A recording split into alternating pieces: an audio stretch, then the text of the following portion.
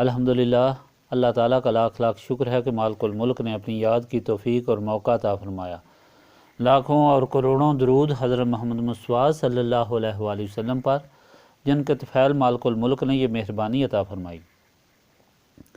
سامعین اکرام، اللہ تعالیٰ نے قرآن پاک میں ارشاد فرمایا، اعوذ باللہ من الشیطان الرجیم، بسم اللہ الرحمن الرحیم۔ اے ایمان والو، اللہ تعالیٰ نے تم پر روزے فرض کیے جس طرح تم سے پہلی امتوں پر فرض کیے گئے تھے، تاکہ تم پرہیزگار بن جاؤ۔ یہ چند دن کی گنتی کے ہیں۔ اگر تم میں سے کوئی بیمار ہو یا سفر میں ہو تو وہ اتنی گنتی میں بعد میں روزے رکھے۔ تو جو روزے رکھنے کی طاقت نہ رکھتا ہو، بہت ہی لاچار ہو، تو وہ بطور فدیہ مسکین کو کھانا کھلائے۔ اور اگر تم روزے رکھو، یہ تمہارے لیے بہتر ہے، اگر تم اس بات کا علم ہو۔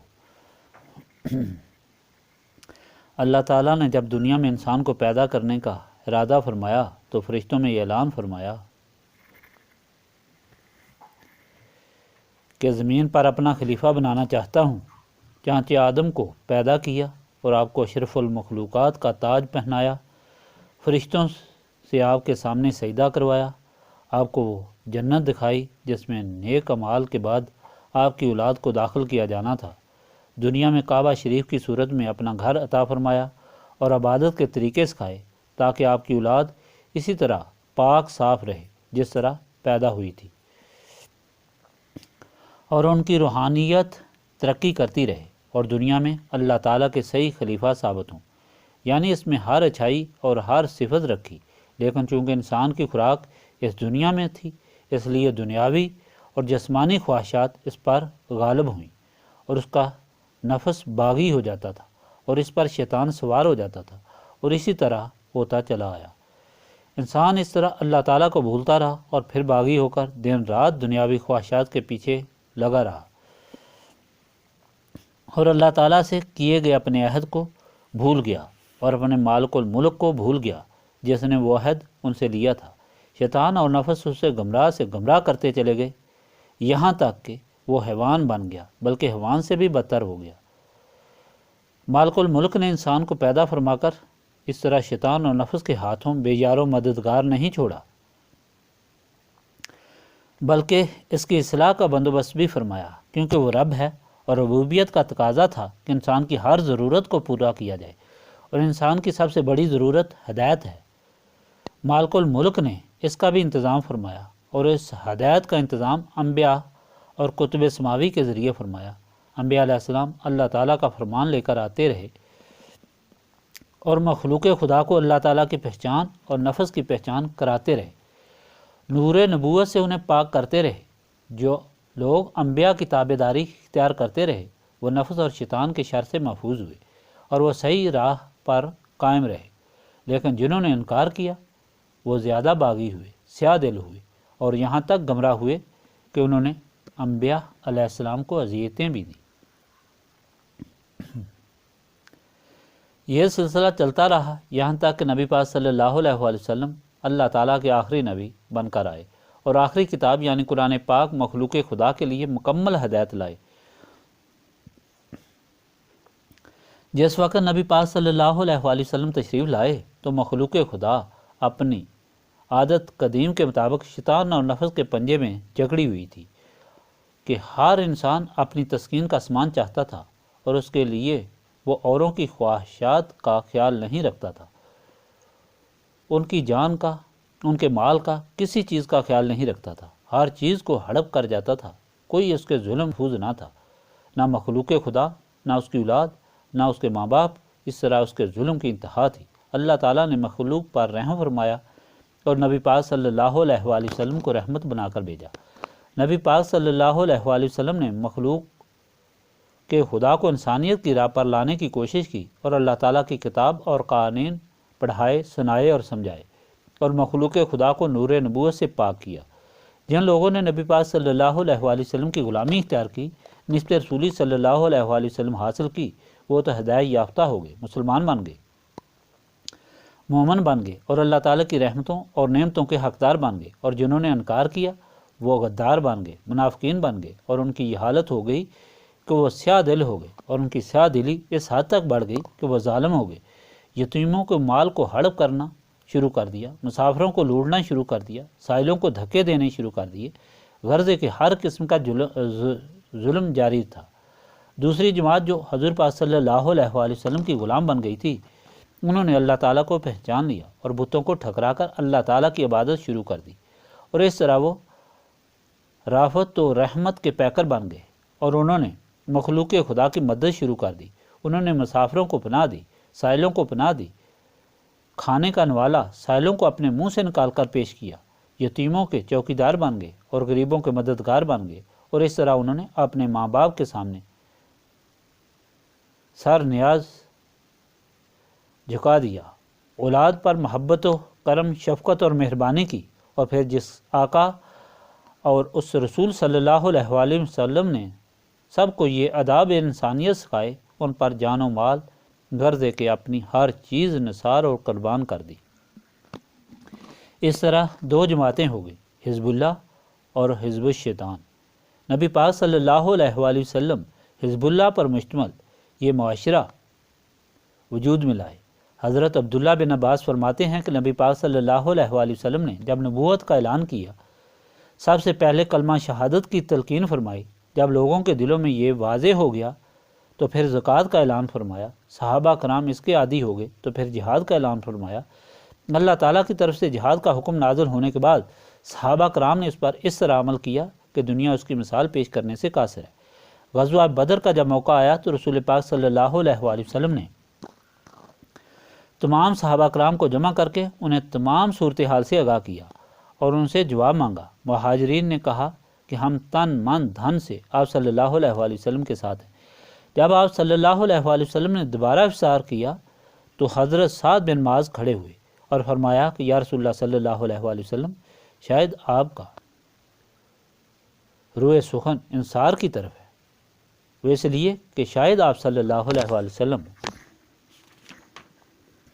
کا خیال ہے کہ بیعت عقبہ کے موقع پر ہم نے آپ صلی اللہ علیہ وآلہ وسلم کی حفاظت کا جو عہد کیا تھا وہ مدینہ منورہ کی حد تک کے لیے تھا، اور بدر کا مارکہ مدینہ سے باہر ہوگا۔ یا رسول اللہ صلی اللہ علیہ وآلہ وسلم، ہم موسیٰ کی قوم نہیں کہ ہم کہیں کہ آپ صلی اللہ علیہ وآلہ وسلم لڑیں اور آپ کا رب لڑے۔ ہمیں قسم ہے اللہ کی جس کے قبضے میں ہماری جان ہے، اگر آپ صلی اللہ علیہ وآلہ وسلم ہمیں سمندر میں کودنے کا حکم بھی دیں گے تو ہم اس میں بھی بلا چون چراں کود پڑیں گے۔ آپ صلی اللہ علیہ وآلہ وسلم بدر کی طرف پیش قدمی فرمائیں، جب تک ہمارے جسموں میں جان رہے گی اس وقت تک دشمن آپ صلی اللہ علیہ وآلہ وسلم کا بال بھی بیگا نہیں کر سکے گا۔ انصار آپ صلی اللہ علیہ وآلہ وسلم پر دیوانہ وار اپنی جانیں نشاور فرمائیں گے۔ حکم جہاد کے بعد آخری حکم حج کے متعلق دیا، اور اس طرح دین اسلام مکمل ہو گیا۔ مالک الملک نے اپنی مخلوق کو خلیفہ بنانے کے لیے جو احکام نازل فرمائے، ان میں سب سے پہلے ان بتوں کو جن کو کفار اپنے ہاتھوں سے بنا کر ان کو پوجتے تھے چھوڑنے کا حکم دیا۔ پھر رسول اکرم صلی اللہ علیہ وآلہ وسلم نے اللہ وحدہ لا شریک کی پہچان کرائی۔ آپ صلی اللہ علیہ وآلہ وسلم نے فرمایا، تمہارا خالق و مالک وحدہ لا شریک ہے، وہی تمہارا رب ہے اور وہی تمہارا خالق ہے، اسی کو تم نے یوم آخرت کو حساب دینا ہے۔ یوم آخرت ایک ایسا دن ہے جو ضرور آنا ہے جس میں تم نے اپنے اعمال کا حساب دینا ہے۔ آپ صلی اللہ علیہ وآلہ وسلم نے لوگوں کو اللہ تعالیٰ پر، رسولوں پر، فرشتوں پر، اس کی کتابوں پر اور یوم آخرت پر ایمان لانے کا حکم دیا۔ ان تمام پر ایمان لانے کے بعد پھر اللہ تعالیٰ نے یہ ہدایت فرمائی کہ تم اپنے بدن کو اللہ تعالیٰ کی یاد کے لیے استعمال کرو، جس کے لیے 5 وقت کی نماز فرض فرمائی، اور پھر یہ حکم دیا کہ اپنے مال کو جس سے تم محبت کرتے ہو، جس کو تم حاصل کرنے کے لیے ہر طرح کی تکلیف برداشت کرتے ہو، اس کو اللہ تعالیٰ کی راہ میں خرچ کرو۔ پھر اللہ تعالیٰ نے حکم دیا کہ تم میں سے اگر کوئی دنیا سے رخصت ہونے لگے تو وہ اپنے مال جائیداد کی اپنے اعضاء و اقارب میں تقسیم کے ضمن میں وصیت کر جائے، اور یہ وصیت انصاف پر مبنی ہو۔ سب کچھ بیان کرنے کے بعد اب اللہ تعالیٰ نے روزے رکھنے کا حکم دیا۔ اللہ تعالیٰ بتا رہا ہے سب سے محبوب عمل روزہ ہے۔ روزہ کیا ہے؟ اپنے آپ کو روک کر رکھنا۔ صوم کا مطلب ہے روکنا، یعنی اپنے آپ کو دنیاوی غذا اور عیش و عشرت سے روکنا، اور شریعت میں روزہ صبح سے لے کر شام کی اذان تک اپنے آپ کو ان چیزوں کے کھانے پینے سے بچا کر رکھنا ہے جن کے کھانے پینے کی عام دنوں میں اجازت ہے۔ یہ ایک ایسا عمل ہے جس کو صرف اللہ تعالیٰ ہی دیکھ سکتا ہے اور دوسرا کوئی آدمی نہیں دیکھ سکتا، اس لیے اللہ تعالیٰ نے اسے اپنے لیے ہی مخصوص فرمایا اور فرمایا کہ ہر آدمی کے عمل کا بدلہ دیا جائے گا اس کے مطابق، لیکن روزے کا بدلہ میں خود اپنی طرف سے دوں گا، اور فرمایا کہ قیامت کے دن روزے داروں کے لیے ایک الگ دروازہ ہوگا، باب الریحان، جیسے وہ جنت میں داخل ہوں گے۔ نبی پاک صلی اللہ علیہ وآلہ وسلم ایک دفعہ مسجد نبوی میں تشریف لے گئے اور اپنے ممبر پر چڑھنے کا قصد فرمایا۔ آپ نے جب ممبر پر پہلا قدم رکھا تو فرمایا کہ آمین، پھر دوسرا قدم رکھا تو پھر فرمایا کہ آمین، پھر تیسرا قدم رکھا تو فرمایا کہ آمین۔ صحابہ کرام نے عرض کی کہ یا رسول اللہ صلی اللہ علیہ وآلہ وسلم، یا آپ صلی اللہ علیہ وآلہ وسلم نے 3 مرتبہ آمین کیوں فرمایا؟ فرمایا کہ جبرائیل آئے تھے، جب میں نے ممبر پر پہلا قدم رکھا تو انہوں نے کہا کہ جو آدمی آپ صلی اللہ علیہ وآلہ وسلم کا نام محمد صلی اللہ علیہ وآلہ وسلم سنے اور آپ صلی اللہ علیہ وآلہ وسلم پر درود نہ بھیجے، اس پر لعنت ہے۔ میں نے کہا آمین۔ پھر جب میں نے ممبر پر دوسرا قدم رکھا تو انہوں نے کہا کہ تم میں سے جو شخص اپنے ماں باپ کو زندہ حالت میں پائے اور ان کی خدمت کر کے اپنے لیے جنت حاصل نہ کرے، اس پر لعنت۔ تو میں نے کہا آمین۔ جب میں نے ممبر پر تیسرا قدم رکھا تو انہوں نے کہا کہ جو رمضان شریف کو پائے اور روزے رکھ کر جنت نہ پائے، اس پر لعنت ہے۔ میں نے کہا آمین۔ نبی پاک صلی اللہ علیہ وآلہ وسلم نے فرمایا جو شخص رمضان شریف کے 30 یا 29 روزے پورے اداب و احترام سے رکھے تو اس کی حالت اس طرح ہو جاتی ہے جس طرح پاک و صاف نوزائیدہ بچہ جو گناہوں سے پاک ہوتا ہے۔ رمضان شریف کو اللہ تعالیٰ نے بہت بڑی عزت بخشی، اور جس شخص نے پورے اداب کے ساتھ رمضان شریف کے تمام روزے رکھے تو وہ دنیا اور آخرت میں بلند مقام حاصل کر لیتا ہے۔ رمضان شریف کے روزوں کو تقویٰ و پاکیزگی کے لیے ضروری قرار دیا گیا، مگر روزے رکھنا کوئی آسان کام نہیں بلکہ یہ مشکل کام ہے، اور یہ مشکل کام اپنے نفس کو مطیع کر کے ہی کیا جا سکتا ہے، اور جب نفس مطیع ہو جاتا ہے تو وہ نفس مطمئنہ بن جاتا ہے اور انسان متقی بن جاتا ہے۔ روزے ہم پر ہی فرض نہیں رہے بلکہ سابقہ امتوں پر فرض رہے۔ آدم کے زمانے میں 3 روزے ایام بیض کے ہوتے تھے، 13ویں، 14ویں، 15ویں۔ اسی طرح موسیٰ علیہ السلام کے وقت عاشورہ کے 10 روزے ہوتے تھے۔ عیسیٰ کے زمانے میں پورے مہینے کے روزے ہوتے تھے، مگر یہود و نصارہ نے ان احکام میں تحریف کر دی، اور روزہ انسان کو اس طرح پاک کر دیتا ہے کہ انسان نوری بن جاتا ہے۔ موسیٰ جب بھی کوہ طور پر اللہ تعالیٰ سے ہم کلام ہونے جاتے تھے تو روزہ رکھ کر جاتے تھے۔ جب اللہ تعالیٰ نے انہیں اپنا حضرت موسیٰ کو تورات عطا کرنے کی نوید سنائی تو انہوں نے 30 روزے رکھنے کا حکم دیا، بعد میں ان میں 10 روزوں کا اضافہ کر کے ان کی تعداد 40 کر دی گئی۔ اس مدت کی کامیاب تکمیل پر حضرت موسیٰ کو تورات عطا کی گئی۔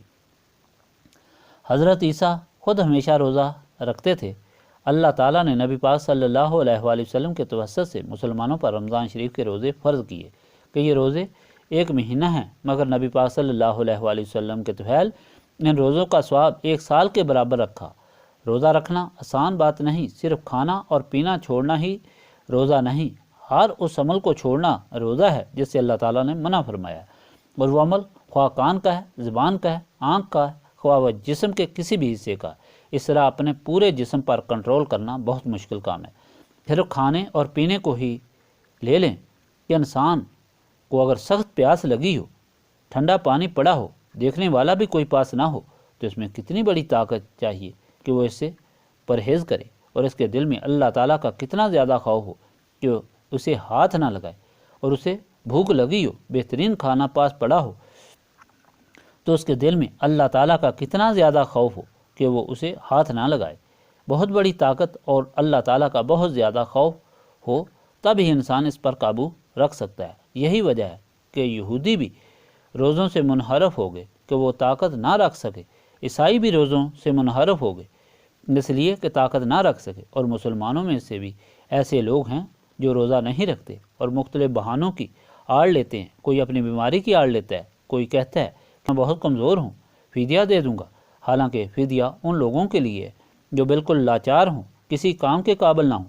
تو حکم یہ دیا گیا کہ تمہارے لیے یہ بہتر ہے کہ تم روزہ رکھو، لیکن جو لوگ یہ طاقت رکھتے ہیں اگر بیمار ہیں تب بھی روزہ رکھتے ہیں، اگر سفر میں تو تب بھی روزہ رکھتے ہیں، کیونکہ ان کو یہ یقین ہوتا ہے کہ ان کے سفر میں یہ روزہ ان کا مددگار ہوگا، ان کی بیماری میں بھی روزہ کی وجہ سے شفا ہو جائے گی۔ یہ کون سی طاقت ہے جس کے نہ ہونے کی وجہ سے انسان روزے پر عمل نہیں کر سکتا اور جس کی موجودگی سے انسان روزہ رکھنا اپنی سعادت سمجھتا ہے؟ یہ طاقت نسبت رسولی صلی اللہ علیہ وآلہ وسلم ہے۔ جو لوگ نبی پاک صلی اللہ علیہ وآلہ وسلم سے نسبت رکھنے والے ہیں، ان کے دل اس طرح صاف ہو جاتے ہیں اور ان کو ایسی طاقت اور ایسی روشنی حاصل ہو جاتی ہے کہ اس روشنی سے انہیں ہر برائی کی اہمیت سامنے نظر آ جاتی ہے اور ان کو اچھائی کی اہمیت سامنے نظر آتی ہے۔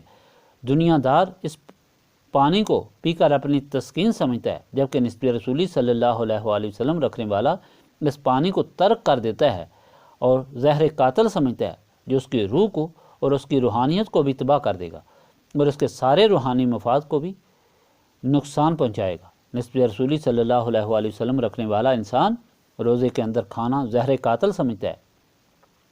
یہ نسبت رسولی صلی اللہ علیہ وآلہ وسلم کی برکت ہے اور اس کا ثبوت نبی پاک صلی اللہ علیہ وآلہ وسلم کے غلاموں کی زندگی ہے۔ نبی پاک صلی اللہ علیہ وآلہ وسلم کے غلاموں کی تاریخ اٹھا کر دیکھی جائے تو یہ معلوم ہوگا کہ ان کے سامنے جس چیز کی اہمیت تھی وہ اللہ تعالیٰ کا حکم تھا، اور باقی جو تکالیف تھیں ان میں ہی ان کو ایک لذت، ایک سرور اور کیف حاصل ہوتا تھا۔ وہ ہماری طرح ہی انسان تھے، لیکن وہ تکالیف جن کو دیکھ کر ہم تڑپ اڑتے ہیں، ان کے لیے ان میں سرور اور کیف کا سامان ہوتا تھا۔ یہ فرق صرف نسبت رسولی صلی اللہ علیہ وآلہ وسلم کا تھا، اس لیے کہ ان کے دلوں میں سچی نسبت رسولی تھی۔ تبوک کے وقت جب مسلمانوں کو نبی پاک صلی اللہ علیہ وآلہ وسلم کی طرف سے حکم ہوا کہ رومیوں کے خلاف جہاد پر جانا ہے، اس کے لیے تیار ہوں، تو وہ ایسا وقت تھا کہ سخت گرمی تھی، فصل پکی ہوئی تھی، پھل پکے ہوئے تھے۔ اس وقت ذمہ داری ہی ذریعہ معاش تھی۔ کوئی بھی ذمہ دار اپنی پکی ہوئی فصل کو چھوڑ کر کسی بھی قیمت پر جانے کے لیے تیار نہ ہوتا تھا، کیونکہ اسے معلوم ہوتا تھا کہ اس کے سارے سال کی زندگی کا انحصار اسی فصل پر ہے۔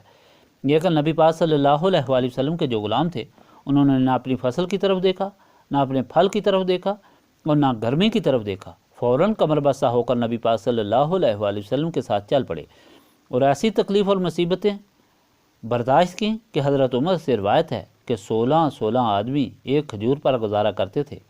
ایک آدمی منہ میں کھجور رکھتا تھا، تھوڑی دیر کے بعد وہ کھجور نکال کر دوسرے آدمی کے منہ میں رکھ دیتا تھا، پھر تیسرے کے منہ میں۔ اس طرح وہ کھجور 16 آدمیوں کے منہ میں جا کر ختم ہوتی تھی اور پیاس سے رگیں اکڑ گئی تھی۔ پھر اونٹوں کو ذبح کر کے ان کی اوجریوں سے پانی نچوڑ کر پیاس بجھاتے تھے، لیکن کسی صحابی نے یہ تکلیف محسوس نہیں کی، بلکہ اس میں سرور، کیف، لذت اور خوشی محسوس کی، کیونکہ وہ سب نسبت رسولی صلی اللہ علیہ وآلہ وسلم رکھنے والے تھے۔ بات یہ ہے کہ آخر اس دنیا سے جانا ہے۔ جو بھی اس دنیا میں آیا ہے اسے اس دنیا سے جانا ہے۔ تاریخ کے ورق الٹ کے دیکھا جائے تو کوئی بھی انسان ایسا نہیں جو اس دنیا میں آیا ہو اور واپس نہ گیا ہو، خواہ وہ بادشاہ ہے، فقیر ہے، حکیم ہے، ادیب ہے، عابد ہے یا گنہگار ہے، ہر ایک اس دنیا سے گیا ہے۔ اس طرح یہ بھی حقیقت ہے کہ جو گیا ہے وہ واپس نہیں آیا۔ اخروی زندگی ہمیشہ کی زندگی ہے اور دنیاوی زندگی عارضی زندگی ہے۔ عقل مندی کا تقاضا یہ ہے کہ دنیاوی زندگی کو اس طرح سے گزارا جائے کہ اخروی زندگی کا سامان ہو اور اس زندگی میں شرمندگی نہ ہو، اور اس کا طریقہ صرف یہی ہے کہ اللہ تعالیٰ کے احکام پورے کیے جائیں، اور اللہ تعالیٰ نے انسان کو اس شرمندگی سے بچانے کے لیے ایسے طریقے بتائے ہیں جو اس کے لیے بہت آسان ہیں، جن پر عمل کرنے سے اللہ تعالیٰ اس کو کئی گنا زیادہ ثواب عطا فرماتا ہے۔ ان سب اعمال میں سے سب سے افضل عمل روزہ ہے۔ اللہ تعالیٰ نے فرمایا کہ اس کا بدلہ میں خود دوں گا۔ آج ہر انسان کے لیے سہولت ہے کہ کوئی انسان یہ نہیں کہہ سکتا کہ اسے روزہ رکھنے کے لیے سہولتیں میسر نہیں ہیں۔ اللہ تعالیٰ کے بندوں نے اپنی تاریخ سے ثابت کیا ہے کہ مصیبت کے وقت بھی انہوں نے روزہ رکھا اور اللہ تعالیٰ کی رحمتیں حاصل کی۔ حضرت عیسیٰ کے متعلق مشہور ہے کہ جب ان کی والدہ اور وہ ایک پہاڑی پر بیٹھے روزے گزار رہے تھے تو روزے کا وقت آ گیا۔ حضرت عیسیٰ کے پاس روزہ کھولنے کے لیے کوئی چیز نہ تھی، تو ماں سے کہا میں جاتا ہوں اور جنگل سے کچھ پتے اتار کر لاتا ہوں جس سے ہم روزہ کھول سکیں۔ پتوں کے لیے حضرت عیسیٰ گئے تو اسرائیل حاضر ہوئے اور حضرت مریم کو کہا کہ آپ کو اللہ تعالیٰ کی طرف بلایا گیا ہے۔ حضرت مریم نے کہا میرا بیٹا روزہ کھولنے کے لیے پتے لینے گیا ہے، وہ آ جائے تو روزہ کھول کر پھر بے شک میری روح قبض کر لینا۔ انہوں نے کہا کہ نہیں، خدا کا حکم ہے کہ انہیں ابھی لاؤ، بے شک ان کا روزہ ہی ہو۔ تو انہوں نے اسی وقت اپنی جان ان کے سپرد کر دی۔ حضرت اسرائیل نے حضرت مریم کی روح قبض کر لی۔ حضرت عیسیٰ واپس آئے تو دیکھا کہ حضرت مریم فوت ہو چکی ہیں۔ حیران ہو گئے کہ روزہ کھولنے سے پہلے ہی وہ چلی گئیں اور میرے ساتھ کوئی آخری بات بھی نہیں کر سکے، چونکہ حضرت عیسیٰ کو یہ معجزہ دیا گیا تھا کہ وہ مردوں کو زندہ کر سکتے تھے۔ انہوں نے خدا کے سامنے یہ التجا کی کہ یا اللہ میری ماں کو زندہ کر دے، صرف تھوڑی دیر کے لیے، میں نے ان سے ایک سوال پوچھنا ہے۔ تو حضرت مریم کی روح واپس آئی۔ حضرت عیسیٰ نے پوچھا کہ ماں، روح نکلتے وقت آپ کو کوئی تکلیف تو نہیں ہوئی؟ تو انہوں نے فرمایا کہ نہیں بیٹا، میرے اللہ تعالیٰ نے مجھ پر بہت مہربانی فرمائی، کرم کیا، صرف روح نکلنے کی کڑواہٹ جو ہے وہ ابھی تک میری زبان میں باقی ہے۔ تمام معاملات کا اللہ تعالیٰ نے فیصلہ فرما دیا۔ اگر ان معاملوں کو دیکھا جائے تو انسان کو پتہ چلتا ہے کہ کس طرح اللہ تعالیٰ کے بندوں کی توجہ اللہ تعالیٰ کی مہربانی کی طرف رہتی ہے۔ وہ دنیاوی اسباب، دنیاوی ذرائع یا دنیاوی بھلائی، دنیاوی سرور یا لذت کی طرف نہیں دیکھتے۔ نبی پاک صلی اللہ علیہ وآلہ وسلم نے اپنے غلاموں کو اسی لیے یہ نصیحت فرمائی کہ اللہ تعالیٰ کے احکام کو پورا کریں، اور ان احکام میں اللہ تعالیٰ نے ان کے لیے بہتری رکھی ہے، لیکن اس حکم پر عمل کرنے کے لیے نسبت رسولی صلی اللہ علیہ وآلہ وسلم کی ضرورت ہے۔ نسبت رسولی صلی اللہ علیہ وآلہ وسلم کے بغیر اگر کوئی آدمی دعویٰ کرے کہ میں پورے آداب سے روزے رکھوں گا، میں پورے آداب سے حج کروں گا، یا میں اسی شوق اور محبت سے زکوٰۃ دوں گا یا جہاد کروں گا، تو یہ ناممکن ہے۔ اس کا ہر عمل دنیاوی خواہشات سے ضرور مجروح ہوتا ہے اور اس کا ایمان ہر وقت خطرے میں ہوتا ہے۔ اس لیے ضرورت اس بات کی ہے کہ صحیح مسلمان بننے کے لیے اور حضور پاک صلی اللہ علیہ وآلہ وسلم کے فرمان کے مطابق زندگی گزارنے کے لیے نسبت رسولی صلی اللہ علیہ وآلہ وسلم حاصل کی جائے، اور نسبت رسولی صلی اللہ علیہ وآلہ وسلم حاصل کرنے کے لیے سینوں کی صفائی کی ضرورت ہے، اور سینے صاف یاد الہی سے ہوتے ہیں۔ اور یہی اس محفل کی غرض و غایت ہے کہ وہ سارے لوگ جو اللہ تعالیٰ اور رسول پاک صلی اللہ علیہ وآلہ وسلم کا راستہ سیکھنے کے لیے، حضور پاک صلی اللہ علیہ وآلہ وسلم کی محبت حاصل کرنے کے لیے یہاں آتے ہیں، دنیاوی اور دینی مشکلوں اور مصیبتوں سے بچنے کے لیے یہاں آتے ہیں، جو دنیا کے دکھوں سے نجات چاہتے ہیں، انہیں یہاں بٹھا کر یاد الہی اس کثرت سے کرائی جائے اور نسبت رسولی صلی اللہ علیہ وآلہ وسلم کی اہمیت بتائی جائے، تاکہ وہ یہاں آ کر یاد الہی سے اپنے سینوں کو صاف کر کے اور نسبت رسولی صلی اللہ علیہ وآلہ وسلم حاصل کر کے یہاں سے لوٹیں، اور نسبت رسولی صلی اللہ علیہ وآلہ وسلم کی برکت سے انہیں دونوں جہانوں کے غموں سے نجات حاصل ہو اور دونوں جہانوں کی خوشیاں حاصل ہوں۔ اللہم صلی علی سیدنا محمد وعلی آلہ وصحابہ صلاۃ تکون لنا امان من کل خوف، لا الہ الا انت سبحانک انی کنت من الظالمین، استغفر اللہ العظیم الذی لا الہ الا هو الحی القیوم واتوب الیہ، استغفر اللہ العظیم الذی لا الہ الا هو الحی القیوم واتوب الیہ، استغفر اللہ العظیم الذی لا الہ الا هو الحی القیوم واتوب الیہ، ربنا تقبل منا انک انت السمیع العلیم وتب علینا انک انت التواب الرحیم۔